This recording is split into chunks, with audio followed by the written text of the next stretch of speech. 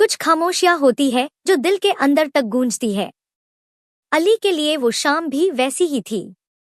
बारिश की हल्की हल्की बूंदें खिड़की के बाहर गिर रही थी और वो एक पुरानी तस्वीर को घूर रहा था। उस तस्वीर में एक चेहरा था, एक मुस्कुराहट जो उसके दिल से जुदा हुआ था। उसने खुद से कहा, कभी कभी हम वक्त को रोक लेना चाहते हैं, लेकिन वक्त किसी के लिए नहीं रुकता। वो दिन याद आया जब उसने उस लड़की को पहली बार देखा था। कॉलेज का पहला दिन था, धूप तेज थी, लेकिन उसका चेहरा बिल्कुल शांत, बिल्कुल रोशन। उनके बीच कब बात चीजों से जज्बात तक पहुंच गई, पता ही नहीं चला।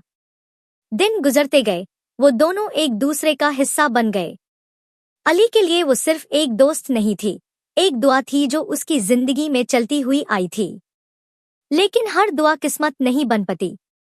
एक दिन सब कुछ बदल गया। कुछ अल्फाज, कुछ गलत फहमियां और बीच में एक लंबी खामोशी। उस दिन से ना वो मिली, ना उसका कोई खत आया। अली हर शाम उस खिड़की के पास बैठा जहां से वो दोनों कभी सपने देखा करते थे।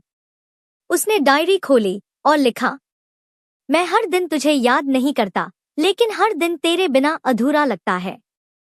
वक्त गुजरता गया, दर्द हल्का नहीं हुआ, लेकिन आदत सी हो गई। एक रात जब चांद पूरा था, अली ने आसमां की तरफ देखा और मुस्कुराया। उसने खुद से कहा, शायद कुछ रिश्ते दुआओं से नहीं, दर्द से मजबूत होते हैं। सालों बाद वो उससे फिर मिला। दोनों चुप थे, लेकिन आंखें सब कह रही थी। ना इल्जाम था, ना शिकवा, बस एक लम्हा जिसमें दोनों ने माफ कर दिया सब कुछ। वो चली गई, लेकिन इस बार अली के दिल में सुकून था। उसने डायरी बैन की और लिखा, खामोशी ने सब कुछ कह दिया और मैं अब ठीक हूं।